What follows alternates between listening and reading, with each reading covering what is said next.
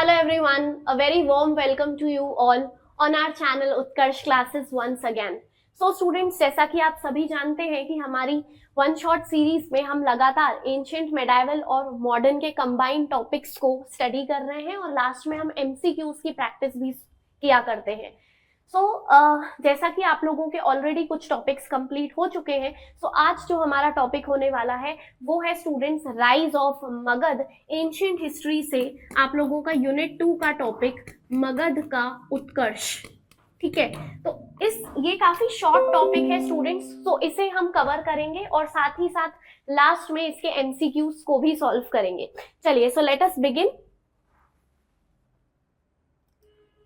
Okay, so students, rise of Magadh या मगध के उत्कर्ष की जब हम बात करते हैं तो आप लोगों को सभी लोगों को पता है. अगर सबसे पहले हम बेसिक बैकग्राउंड डिस्कस करते हैं और उसके बाद हम मगध के राइज पे बात करेंगे. सबसे पहले तो जब हम बैकग्राउंड की बात करते हैं तो आप लोगों को ये चीज बहुत अच्छे से पता है कि ऋग्वेदिक पीरियड जिसे हम हिंदी में कहते हैं क्या, ऋग्वेदिक काल में क्या हुआ करते थे, जन हुआ करते थे. क्या हुआ करते थे स्टूडेंट्स? जन हुआ करते थे, जो कि छोटे छोटे जन क्या होती थी, स्मॉल टेरिटरीज होती थी या छोटे छोटे ट्राइबल किंगडम्स हुआ करते थे. अगर हम जन को एक तरीके से डिफाइन करना चाहें तो हम क्या डिफाइन करते हैं उसको, ट्राइबल किंगडम्स के रूप में डिफाइन कर सकते हैं. मतलब छोटे छोटे जनजातीय क्षेत्र के रूप में हम इसे जन को डिफाइन कर सकते हैं. लेकिन जब हम आगे बढ़ते हैं किसमें, जब हम आगे बढ़ते हैं आपके लेटर वैदिक पीरियड में, यानी कि आपके उत्तर वैदिक काल में जब हम आगे बढ़ते हैं तो ये जो जन है ये किसमें कन्वर्ट हो जाते हैं स्टूडेंट्स? ये कन्वर्ट हो जाते हैं आपके जनपद में. जनपद क्या हुआ करते थे? कंपैरेटिवली बड़े क्षेत्र या बड़े राज्य हुआ करते थे. इसे आप इंग्लिश में कह सकते हो लार्ज टेरिटोरियल किंगडम्स. क्या कह सकते हो स्टूडेंट्स इंग्लिश में? इसे आप इंग्लिश में कह सकते हैं लार्ज टेरिटोरियल किंगडम्स. ठीक है, तो यहाँ पर सबसे पहले आप लोगों को एक चीज बहुत अच्छे से ये समझनी होगी कि ऋग्वेदिक पीरियड हम जब भी पढ़ते हैं तो हमें पता ही है, ये ऋग्वेदिक पीरियड का तो कार्यकाल आपको पता ही रहता है 1500 से 1000 बीसीई और ये हो जाएगा आपका 1000 से 600 बीसीई. ठीक है, तो जब हम बात करते हैं किसकी, ऋग्वेदिक पीरियड की, तो ऋग्वेदिक पीरियड में हमें जन दिखेंगे. जब हम बात करते हैं लेटर वैदिक पीरियड की तो लेटर वैदिक पीरियड में हमें जनपद दिखेंगे जो कि कंपैरेटिवली बड़े क्षेत्र हुआ करते थे. यहाँ पे राष्ट्र का कॉन्सेप्ट आ गया था स्टूडेंट्स, और यहाँ पर जो जनजातीय प्रकृति थी जो कि हमें ऋग्वेद के समय में देखने के लिए मिलती है, वो जनजातीय प्रकृति हमें यहाँ पर देखने के लिए नहीं मिलती. ठीक है, तो यहाँ पर ऋग्वेद पीरियड में जन हुआ करते थे. लेटर वैदिक पीरियड में क्या आ गए, जनपद आ गए. और उसके बाद जब हम बात करते हैं 6th सेंचुरी बीसीई की, यानी छठी शताब्दी, मतलब कि छठी शताब्दी ईसा पूर्व की जब हम बात करते हैं तो यहाँ पर छठी शताब्दी ईसा पूर्व में स्टूडेंट्स ये जो जनपद है ये और बड़े हो गए और ये बन गए महाजनपद. क्या बन गए स्टूडेंट्स? ये बन गए महाजनपद बन गए. और कितने महाजनपदों की लिस्ट हमें देखने के लिए मिलती है? 16 महाजनपद की लिस्ट हमें मिलती है. 16 महाजनपद की लिस्ट हमें अलग अलग विभिन्न साहित्यिक स्रोतों से मिलती है, अलग अलग लिटरेरी सोर्सेज से मिलती है. फॉर एग्जाम्पल स्टूडेंट्स अंगुत्तर निकाय की बात आती है, फॉर एग्जाम्पल भगवती सूत्र की बात आती है. ये वो ग्रंथ है जिससे हमें 16 महाजनपद की जानकारी मिलती है. अब इन 16 महाजनपद में साम्राज्यवाद की दौड़ में जो सबसे आगे निकला स्टूडेंट्स वो था मगध. ठीक है, इस पूरे महाजनपदों में से 16 के 16 महाजनपदों में से एक महाजनपद ऐसा था जो कि साम्राज्यवाद की रेस में सबसे आगे बढ़ा, जो कि साम्राज्यवाद की दौड़ में सबसे आगे निकल गया. ठीक है, सबसे आगे निकल गया वो था स्टूडेंट्स मगध. ठीक है, तो आज जो हमारा टॉपिक है वो है मगध का उत्कर्ष। तो मगध का उत्कर्ष किस रूप से हुआ? तो इसका उत्कर्ष हुआ एक महाजनपद के रूप में। था तो ये एक महाजनपद ही, वैसा ही महाजनपद जैसे कि बाकी 15 महाजनपद आप लोगों को देखने के लिए मिलते हैं। बहुत सारे महाजनपद देखने के लिए मिलते हैं, काशी, कौशल, वत्स, ठीक है, अवंती महाजनपद। तो इस तरीके से मल्ल महाजनपद, वज्जी, बहुत सारे 16 नाम हमें ऐसे टोटल देखने के लिए मिलते हैं। और उसमें से एक महाजनपद है मगध, जिसका जो एक तरीके से उदय है, या आप कह सकते हो जिसका उत्कर्ष है, वो किसके रूप में होता है? वो होता है स्टूडेंट्स एक साम्राज्य के रूप में। महाजनपद से वो और आगे बढ़ जाएगा और एक साम्राज्य का रूप ले लेगा। पहली बार भारत में एक जो एम्पायर है वो एस्टैब्लिश होगा। तो अब हमें देखना है कि ऐसे कौन कौन से रीजंस थे जिसके कारण जो मगध है वो बाकी 15 महाजनपदों से आगे निकल गया। ठीक है, तो अब हम देखेंगे students reasons for the rise of Mahajanapada. Reasons for the rise of Mahajanapada of Magadha as an empire, Hindi में हम कहेंगे साम्राज्य के रूप में मगध महाजनपद का उत्कर्ष। मगध, क्योंकि ओरिजिनली तो क्या था स्टूडेंट्स? ओरिजिनली तो वो एक महाजनपद ही था। ठीक है, तो महाजनपद का उत्कर्ष। आई बात समझ में? तो साम्राज्य के रूप में मगध महाजनपद का उत्कर्ष किस प्रकार से हुआ, कैसे हुआ, वो हमें देखना है। ठीक है, तो सबसे पहले जब हम ऐसे कुछ रीजंस की बात करते हैं या कारणों की बात करते हैं या कुछ फैक्टर्स की बात करते हैं, तो स्टूडेंट्स ब्रॉड तरीके से एक मोटे तौर पे हम इसके रीजंस को 3 अलग अलग भागों में बांट सकते हैं। 3 अलग अलग कैटेगरीज में हम इसे डिवाइड कर सकते हैं। कौन कौन सी कैटेगरीज? तो एक हो जाएगा स्टूडेंट्स सबसे पहले ज्योग्राफिकल फैक्टर्स। एक हो जाएगा सबसे पहले आप लोगों का ज्योग्राफिकल फैक्टर्स, जिसे आप हिंदी में कहेंगे भौगोलिक कारण, जिसे आप हिंदी में कहेंगे स्टूडेंट्स भौगोलिक कारण। ठीक है, ज्योग्राफिकल फैक्टर्स एक हो जाएंगे स्टूडेंट्स। ज्योग्राफिकल फैक्टर्स के साथ साथ एक हो जाएंगे आपके सोशो कल्चरल फैक्टर्स। ठीक है, इसे आप फर्स्ट पॉइंट बना लीजिए। सोशो कल्चरल फैक्टर्स को आप थर्ड पॉइंट बना लीजिए। सामाजिक सांस्कृतिक कारण। ठीक है, सामाजिक सांस्कृतिक कारण, ये हो जाएगा आपका थर्ड पॉइंट। और सेकंड पॉइंट हम यहां पर ले लेते हैं। सेकंड पॉइंट हो जाएगा स्टूडेंट्स आपका पॉलिटिको मिलिट्री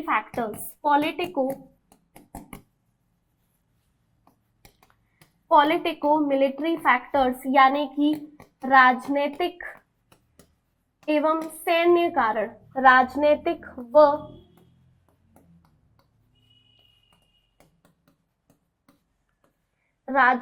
व सैन्य कारण, ये हो जाएगा आपका नेक्स्ट पॉइंट। ठीक है, पॉलिटिकल मिलिट्री फैक्टर्स और एक हो जाएगा आपका राजनीतिक और सैन्य कारण। तो अब देखिए सीधी सी बात है कि एक कोई महाजनपद है और अब उसका उत्कर्ष एक साम्राज्य के रूप में होने जा रहा है, तो बहुत सीधी सी बात है भाई कि बहुत सारे फैक्टर्स रहे होंगे। इक्का दुक्का फैक्टर्स नहीं, बल्कि बहुत सारे फैक्टर्स रहे होंगे और हर एक क्षेत्र में फैक्टर्स रहे होंगे। तो सबसे पहले फैक्टर को अब डिटेल में स्टडी करते हैं स्टूडेंट्स, जो कि है आपका ज्योग्राफिकल फैक्टर्स। ठीक है, तो सबसे पहला पॉइंट हो जाएगा आप लोगों का क्या? सबसे पहला पॉइंट हो जाएगा ज्योग्राफिकल फैक्टर्स, जिसे हम कहते हैं भौगोलिक कारण।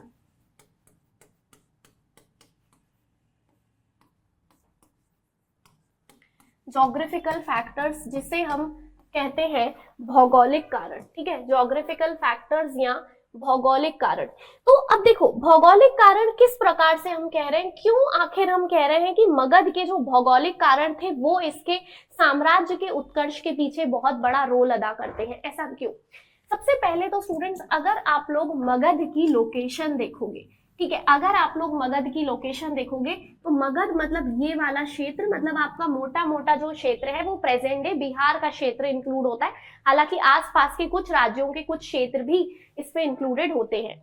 अब ये जो मगध का क्षेत्र है स्टूडेंट, सबसे खास बात ये है कि ये फर्टाइल गंगा यमुना के प्लेन्स के मैदान में, फर्टाइल गंगा यमुना प्लेन्स में, या आप कह सकते हो कि बहुत ज्यादा उपजाऊ गंगा के मैदानों में अवस्थित है। तो सबसे पहला फैक्टर आपको ये देखने के लिए मिल रहा है कि it is situated in the fertile Gangetic plains. It is situated in the fertile Gangetic plains, मतलब कि उपजाऊ गंगा के मैदानों में अवस्थिति, गंगा के मैदानों में अवस्थिति। ठीक है, अब आप लोग बोलोगे कि मैम उपजाऊ क्षेत्र में, अगर गंगा के उपजाऊ क्षेत्र में मगध अवस्थित है तो क्या इससे इसको इतना फायदा मिलेगा? तो यस, बिल्कुल इसको बहुत ज्यादा फायदा मिलेगा। क्यों? क्योंकि स्टूडेंट्स उपजाऊ क्षेत्र में है, मतलब सीधी सी बात है कि फर्टिलिटी, उत्पादकता, यानी आप जिसे कह सकते हो एग्रीकल्चरल प्रोडक्शन, या आपका जो कृषि का उत्पादन है वो ज्यादा होगा तो एग्रीकल्चरल क्या हो जाएगा? एग्रीकल्चरल सरप्लस हो जाएगा। मतलब स्टूडेंट्स आपका कृषि अधिशेष यहाँ पर हमें देखने के लिए मिलेगा। और स्टूडेंट्स कृषि अधिशेष जो है वो कोई छोटी मोटी बात नहीं कहलाती, हिस्ट्री में बहुत बड़ी बात कहलाती है। क्योंकि अगर कृषि का जो उत्पादन है वो अधिशेष में होगा, अगर एग्रीकल्चरल प्रोडक्शन जो है वो सरप्लस पे होगा, सरप्लस में होना मतलब जितने की खपत है उससे ज्यादा प्रोडक्शन हो रहा है, तो जो आपका सरप्लस प्रोडक्शन है उसे आप मार्केट में जाकर या कहीं पर भी जाकर बेच सकते हो। जब आप चीजों को बेचने जाओगे तो इकोनॉमी बूस्ट होगी, ट्रांसपोर्टेशन बूस्ट होगा, कम्युनिकेशन बूस्ट होगा। दैट मीन्स आपकी संचार व्यवस्थाएं, यातायात व्यवस्थाएं, जो आपकी अधोसंरचना है, जो इंफ्रास्ट्रक्चर है वो डेवलप होगा। ओवरऑल जो ट्रेड एंड कॉमर्स है, जो व्यापार विनिमय है, या जो बेसिकली आपका जो पूरा व्यापार व्यवस्था है वो सुधरेगी। तो एग्रीकल्चरल सरप्लस होना कोई छोटी मोटी बात नहीं है। तो फर्टाइल गंगा प्लेन्स होने के कारण मगध के महाजनपद को ये जो प्रॉफिट है वो हो जाता है। अगली चीज क्या होगी स्टूडेंट्स, यहाँ पे अगर आप लोग देखोगे तो यहाँ जो आपके फॉरेस्ट है वो बहुत ज्यादा घने थे। ठीक है, यहाँ फॉरेस्ट बहुत ज्यादा घने थे, मतलब हम कह सकते हैं घने जंगल। अब घने जंगल से क्या होगा भाई? सीधी सी बात है, घने जंगल से बहुत सारा मेजर और माइनर, ठीक है, मेजर और माइनर फॉरेस्ट प्रोड्यूस तो मिलेगा। फॉरेस्ट प्रोड्यूस मतलब वन उत्पाद, हर प्रकार का वन उत्पाद तो मिलेगा, चाहे फिर वो लकड़ी हो या कुछ भी हो। लेकिन ज्यादा प्रॉफिट क्यों हुआ मगध? क्योंकि यहाँ से जो लकड़ी मिलती थी स्टूडेंट्स वो सीधे तौर पे आपके जो चैरियट्स वगैरह रहते हैं, यानी जो रथ होते हैं, उनके लिए काम आती थी। अब अगर आपके रथ में मजबूत लकड़ी यूज हो रही है, दैट मीन्स आपको कहीं ना कहीं युद्ध में बेनिफिट होगा ही होगा, सीधी सी बात है। और क्या हुआ मैम जंगलों से? तो स्टूडेंट्स यहाँ के जंगल में हाथी बहुत बड़ी मात्रा में पाए जाते थे, एलिफेंट्स बहुत बड़ी मात्रा में पाए जाते थे। तो अब क्या होगा कि एलिफेंट्स यानी कि हाथी जब बड़ी मात्रा में पाए जा रहे हैं तो इससे जो मगध की सेना है उसको भी बहुत ज्यादा प्रॉफिट हुआ, क्योंकि बाकी महाजनपदों की सेना में उतने हाथी नहीं रहते थे जितनी मगध की सेना में हुआ करते थे। तो प्रॉफिट हुआ कि नहीं हुआ? बिल्कुल हुआ स्टूडेंट्स। ठीक है, तो ये हमने बात की किसकी? ज्योग्राफिकल रीजंस की, हमने बात की जंगलों की, हमने बात की फर्टाइल गंगा के मैदानों की। इसके अलावा एक और चीज थी स्टूडेंट्स, यहाँ पर इनको एक्सेस थी। आप देखेंगे कि मगध वाला जो क्षेत्र है वो प्रेजेंट डे हमारा जो छोटा नागपुर प्लेटू है, जो कि मिनरल्स के लिए सबसे ज्यादा जाना जाता है, छोटा नागपुर का पठार, उसका कुछ क्षेत्र भी मगध में इंक्लूड होता था। इसके कारण क्या हुआ कि जो आपकी तांबे और लोहे की खदानें हैं उन तक पहुंच मगध की सुनिश्चित हो सकी। तो ये भी बहुत बड़ा पॉइंट ज्योग्राफिकल रीजंस में ही माना जाता है स्टूडेंट्स। क्या माना जाएगा कि भाई सीधी सी बात है, access to iron and copper mines, access to iron and copper mines. इसका मतलब ये है स्टूडेंट्स कि लोहे और तांबे की खदानों तक पहुंच जो है वो सुनिश्चित हो सकी। अब आप खुद सोचो कि मगध एक ऐसा महाजनपद है जिसके पास ज्यादा आयरन है, ज्यादा कॉपर है, वो इजीली निकाल पा रहा है आयरन और कॉपर को। तो इससे क्या होगा स्टूडेंट्स, इससे बहुत फायदा होगा भाई। आयरन ज्यादा होगा, आयरन ज्यादा होगा तो जो हल वगैरह है वो लोहे के बनते थे, उसमें मदद मिल जाएगी। और स्टूडेंट्स सबसे बड़ी बात, वेपन्स, वेपन्स मतलब जो आपके अस्त्र शस्त्र है, तो अस्त्र शस्त्रों में जब आपके लोहे का प्रयोग होगा तो डेफिनेटली फिर जो सेना है वो मजबूत हो जाएगी। तो देखिए ये हमने पढ़े ज्योग्राफिकल फैक्टर्स, और इसी से जुड़ जाएंगे आपके क्या, military and political factors. Military, politico military या मिलिट्री एंड पॉलिटिकल फैक्टर्स मतलब सैन्य और राजनीतिक कारण। ठीक है, सैन्य और राजनीतिक कारण। सैन्य और राजनीतिक कारण किस प्रकार से, तो जैसा कि मैंने आपको बताया, ऑलरेडी बताया कि आयरन माइंस पर इनकी पहुंच है, तो इसके कारण क्या होगा, इनके जो वेपन्स हैं या इनके जो अस्त्र शस्त्र हैं वो ज्यादा मजबूत होंगे। तो अस्त्र शस्त्र अगर ज्यादा है, अच्छी क्वालिटी के हैं, तो सेना जो होगी वो क्या हो जाएगी, मगध की बहुत मजबूत हो जाएगी। फिर इसके अलावा जैसा कि मैंने आपको ऑलरेडी बताया कि एलिफेंट्स इनकी सेना में सबसे ज्यादा थे, तो फिर से फायदा किसको मिलेगा, सेना को मिलेगा। आर्मी में एलिफेंट्स है, हाथी है, तो फिर सेना मजबूत हो गई। अब बहुत खास बात थी स्टूडेंट्स, बहुत ही स्ट्रॉन्ग और एफिशिएंट रूलर्स का होना। स्ट्रॉन्ग एंड एफिशिएंट रूलर्स, इसका मतलब ये है आपके एक तरीके से आप कह सकते हो कि प्रबल शासक। प्रबल शासक कौन कौन से शासकों की बात आती है स्टूडेंट्स, तो for example Bimbisara, for example Bimbisara, for example Ajatashatru, for example Ajatashatru, for example Udayan. ये सब जो शासक थे ये मगध के शुरुआती हर्यंक वंश पर शासन करेंगे। हर्यंक वंश, जिसे इंग्लिश में हर्यंका डायनेस्टी भी लिखा जाता है स्पेलिंग के अकॉर्डिंग, मतलब आप कह सकते हो हर्यंक डायनेस्टी या हर्यंका डायनेस्टी। तो हर्यंक वंश के शासक थे बिंबिसार, अजातशत्रु, उदयन। ठीक है, उसके बाद शिशुनाग वंश आता है और उसके बाद नंद वंश आता है। शिशुनाग वंश में शिशुनाग, कालाशोक पावरफुल रूलर थे। नंद डायनेस्टी में महापदम नंद पावरफुल रूलर था। तो बहुत अच्छे शासक जो हुए मगध में, उसके कारण भी मगध को बेनिफिट पहुंचा, क्योंकि लीडर नहीं होगा, प्रबल नेतृत्व नहीं होगा, तो कितना ही भौगोलिक लाभ क्यों ना हो, कितने ही ज्योग्राफिकल एडवांटेजेस हो, कोई भी चीज काम नहीं आएगी अनटिल एंड अनलेस एक एबल लीडरशिप ना हो। तो यहाँ पर मगध के पास स्टूडेंट्स एक एबल लीडरशिप थी, मतलब प्रबल नेतृत्व था। क्या था स्टूडेंट्स, इनके पास एक प्रबल नेतृत्व था, सबसे खास बात यह है। और दूसरी चीज अगर आप लोग देखोगे यहाँ पर, तो स्टूडेंट्स एक पॉलिटिकल रीजन ये भी था कि इनकी जो कैपिटल्स थी वो बहुत ज्यादा स्ट्रैटेजिक तरीके से बनी हुई थी। स्ट्रैटेजिक कैपिटल्स, सामरिक, इसे आप कह सकते हो स्टूडेंट्स सामरिक राजधानियां। तो अब सामरिक राजधानियां किस तरीके से, तो देखो सबसे पहले तो आप इस चीज को समझिए कि सबसे पहले तो आप कोड लर्न कीजिए स्टूडेंट्स। कोड हो जाएगा कौवा उड़ता आकाश में और मगध रहता पानी में। कोड क्या हो गया हमारा, ये आप लोगों का कोड है या ट्रिक है। ट्रिक क्या हो जाएगी स्टूडेंट्स, कौवा उड़ता आकाश में और मगध रहता पानी में। तो ये क्यों कोड बनाया है, ताकि आप लोगों को मगध की तीनों कैपिटल्स याद हो जाए। देखो म से तो क्या हो जाएगा, मगध हो जाएगा। ग से क्या हो जाएगा, गिरिव्रज, गिरिव्रज, गिरिव्रज। फिर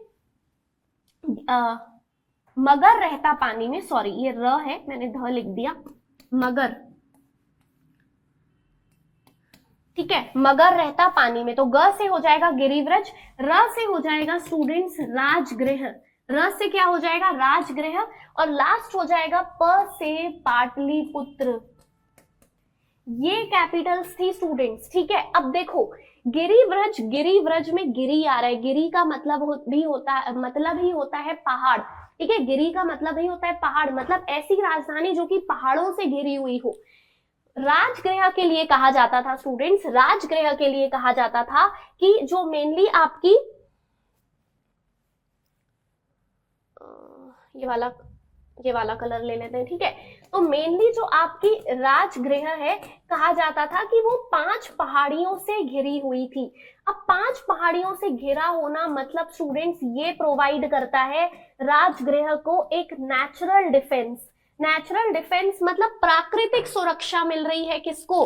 राजगृह को, ठीक है। राजगृह को क्या मिल रही है स्टूडेंट्स? यहाँ पे एक प्राकृतिक सुरक्षा मिल रही है अगर वो चारों तरफ से पहाड़ियों से घिरा हुआ है। वहीं अगर हम बात करते हैं स्टूडेंट्स पाटलिपुत्र की, तो पाटलिपुत्र जो था वो भी सोन, गंगा और गंडक जैसी नदियों के संगम पे बना हुआ था, ठीक है। तो पाटलिपुत्र भी जो था वो आपके सोन, गंगा और गंडक जैसी नदियों के संगम पर बना हुआ था।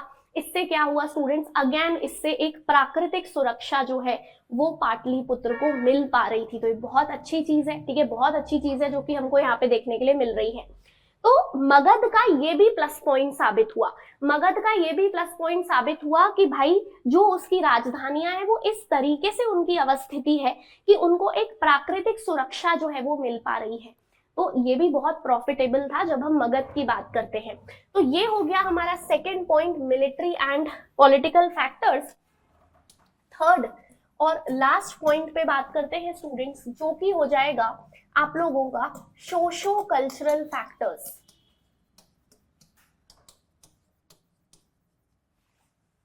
सोशो कल्चरल फैक्टर्स,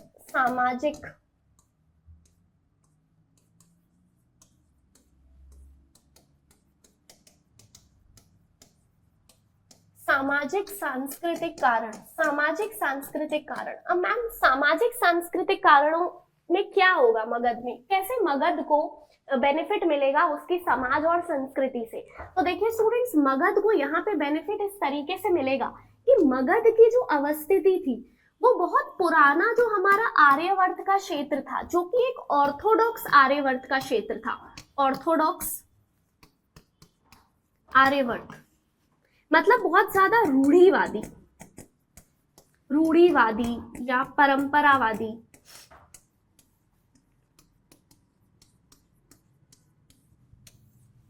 तो यहाँ पर आप लोग देखेंगे तो जो मगध जो था स्टूडेंट्स वो बहुत ज्यादा रूढ़ीवादी, परंपरावादी आर्यवर्त के क्षेत्र से बाहर था। तो इसका फायदा क्या हुआ मैम मगध को? फायदा ये हुआ स्टूडेंट्स कि मगध में बहुत ज्यादा आप कहते हो ना कट्टरता, धार्मिक कट्टरता या सामाजिक कट्टरता नहीं थी। तो यहाँ पर कट्टरता का अभाव था, किसी भी प्रकार की ऑर्थोडॉक्सी नहीं थी। दैट मीन्स इनका यहाँ पर जो अप्रोच था, जो थिंकिंग थी वो लिबरल थी। लिबरल मतलब खुली हुई थी, इनकी जो विचारधारा थी वो प्रोग्रेसिव थी, मतलब खुली हुई विचारधारा थी, जिसका फायदा किसको मिला? मगध को मिला। अब कैसे फायदा मिला मैम? ये लोग अपनी जो सेना में या आर्मी में जो भर्ती किया करते थे, अपनी आर्मी में या सेना में ये जो भर्ती किया करते थे, तो वो वर्ण के आधार पर नहीं करते थे। वर्ण के आधार पर ना करके स्टूडेंट्स योग्यता के आधार पर करते थे। किसके आधार पर करते थे स्टूडेंट्स? तो ये योग्यता के आधार पर किया करते थे, ठीक है। अब योग्यता के आधार पर कर रहे हैं तो क्या होगा कि भाई जो सबसे अच्छे सैनिक होंगे वही जो बहुत ही अच्छे सैनिक होंगे वो मगध की सेना में आ जाएंगे, ठीक है।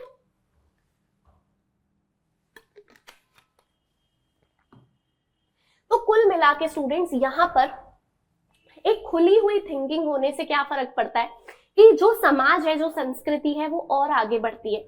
इसके अलावा एक और चीज अगर आपने ध्यान दी होगी, नॉर्मली आप लोगों ने स्टूडेंट्स बुद्धिज्म, जैनिज्म को पढ़ा होगा क्योंकि हम सब हिस्ट्री से मास्टर्स हैं, तो हमें पता रहता है कि बुद्धिज्म, जैनिज्म की जो मेन जो कर्म भूमि थी, चाहे हम महावीर की भूमि की बात करें या बुद्ध की भूमि की बात करें, तो वो भी तो क्या था?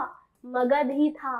दैट मीन्स स्टूडेंट्स मगध एक इतना अच्छा क्षेत्र है जहां पर नए धर्मों का भी उदय हुआ, जैसे फॉर एग्जाम्पल बुद्धिज्म, जैसे फॉर एग्जाम्पल जैनिज्म, ठीक है। तो आप देखोगे कि सोसाइटी जो है और इनकी जो संस्कृति है वो भी बहुत ज्यादा खुली हुई है, जिसके कारण भी फायदा किसको मिल रहा है? मगध को मिल रहा है।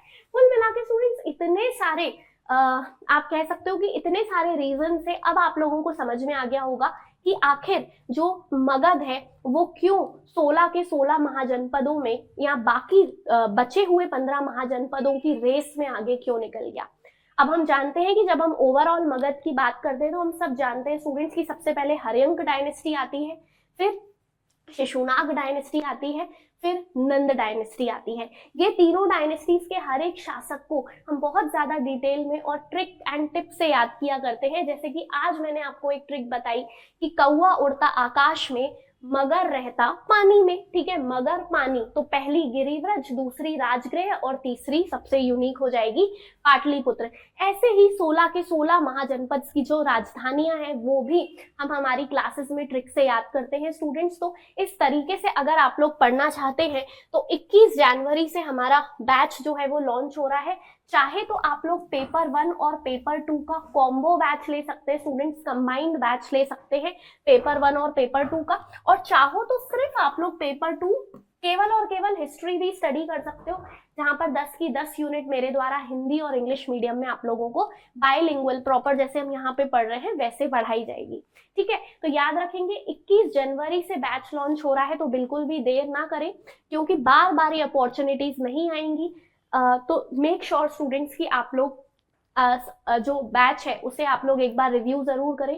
साथ ही साथ हमारे चैनल की प्लेलिस्ट में आपको हिस्ट्री के डेमो लेक्चर्स भी मिलेंगे और आप बहुत इत्मीनान से देख सकते हैं कि किस प्रकार से एप्लीकेशन में हम डेमो लेक्चर्स एप्लीकेशन में हम लोग लेक्चर्स लिया करते हैं। उसके कुछ जो डेमो वीडियोस हैं वो आप लोगों के लिए अवेलेबल करवा दिए गए हैं। प्लीज यूट्यूब चैनल से जुड़े रहिए और लगातार वीडियोस को देखते रहिए। चलिए, सो अब इसके एमसीक्यूज सॉल्व करते हैं स्टूडेंट्स। ठीक है, एमसीक्यूज, कुछ मॉडल एमसीक्यूज हम इस टॉपिक से संबंधित आज सॉल्व करेंगे। तो चलिए शुरू करते हैं। 6ठी से 4ठी शताब्दी ईसा पूर्व में मगध सर्वाधिक शक्तिशाली राज्य के रूप में उभरा। तो जैसा कि मैंने आपको बताया कि 6th से 4th सेंचुरी बीसी के बीच जो मगध है वो सबसे पावरफुल स्टेट के रूप में उभरा। तो लिखा गया है कि what were the reasons behind this according to historians. तो अगर हम देखें कि इतिहासकारों के अनुसार इसके क्या क्या कारण थे। पहला दिया है अच्छी उपज, दूसरा दिया है लोहे की खदानें, तीसरा दिया है गंगा और उपनदियों के कारण सुलभ आवागमन और जंगलों में, जंगली क्षेत्रों में हाथी की उपलब्धता। Select the correct answer using the code given below. Only 1 and 2, only 2 and 3, only 3 and 4 कि 1, 2, 3 and 4। तो स्टूडेंट्स जैसा कि मैंने आप लोगों को अभी समझाया कि गुड हार्वेस्ट, तो मैंने आप लोगों को बताया कि फर्टाइल गंगा प्लेन्स में थी तो हार्वेस्ट बहुत बढ़िया होती थी। आयरन माइंस, आयरन के साथ साथ कॉपर माइंस मतलब तांबे और लोहे की खदानें, दोनों से निकटता थी किसकी, मगध की। बहुत बड़ा पॉइंट था निकटता होना। Easy transportation due to Ganga and its tributaries. तो यहाँ पर देखेंगे कि गंगा और उपनदियों के कारण जो इतना अच्छा जो सुलभ आवागमन था, ओवरऑल संचार, ओवरऑल ट्रांसपोर्टेशन, कम्युनिकेशन, ये भी बहुत मस्त था स्टूडेंट्स मगध में। और एलिफेंट सबसे ज्यादा थे इनके फॉरेस्ट में। तो ऑब्वियस सी बात है स्टूडेंट्स, फर्स्ट पॉइंट भी पढ़ा, सेकेंड भी पढ़ा, थर्ड भी पढ़ा, फोर्थ भी पढ़ा, मतलब सीधी सीधी बात है कि यहाँ पे आंसर क्या हो जाएगा आप लोगों के तुरंत दिमाग में क्लिक कर लिया होगा क्योंकि हमने बहुत आसानी से पढ़ा है आज की क्लास में ये टॉपिक को। तो आंसर हो जाएगा स्टूडेंट्स ऑप्शन डी 1, 2, 3 एंड 4। चलिए एक और क्वेश्चन सॉल्व करते हैं स्टूडेंट्स इस टॉपिक से संबंधित। निम्नलिखित में से कौन सा या कौन से नगर मगध की राजधानी कभी नहीं रहे या कभी नहीं रहा। ध्यान से क्वेश्चन को पढ़ेंगे। यहाँ पर लिखा है which of the following cities was were never, मतलब नहीं रही, never the capital of Magadh. तो मैंने आपको बताया ही है कि कौवा उड़ता आकाश में और मगर रहता पानी में। तो आपको पता है मगर रहता पानी में मतलब गिरिव्रज राजधानी रही है, राजगृह राजधानी रही है और पाटलिपुत्र राजधानी रही है। तो यहाँ पर देखिए राजगृह रही है, पाटलिपुत्र रही है, श्रावस्ती जो है वो नहीं रही, इसकी जगह पे गिरिव्रज सबसे पुरानी राजधानी थी। तो यहाँ पर क्या लिखा गया है, नीचे दिए गए कूट का प्रयोग करके सही उत्तर का चयन कीजिए। यहाँ पे लिखा है कभी नहीं रहा, तो केवल और केवल 3 जो है वो नहीं रहा, तो केवल 3 आंसर हो जाएगा, that is option C. Option C only 3। ठीक है, only 3 will be the answer क्योंकि राजगृह भी रही है और पाटलिपुत्र भी रही है। राजगृह के लिए मैंने आपको बताया कि चारों तरफ से पहाड़ियों से घिरा हुआ था और पाटलिपुत्र सोन, गंगा और गंडक जैसी नदियों के संगम पे बना हुआ था जिसके कारण इनको प्राकृतिक सुरक्षा जो है वो मिल जाती थी। ठीक है। सो स्टूडेंट्स, आई होप आप लोगों को ये पूरा टॉपिक बहुत बढ़िया तरीके से समझ में आया होगा। समझ में आया है तो प्लीज सेशन को लाइक जरूर करें, शेयर जरूर करें, एंड मेक श्योर कि आप लोग हमारे चैनल के साथ लगातार जुड़े रहें। Thank you very much students, have a good day, keep learning, keep revising and keep smiling.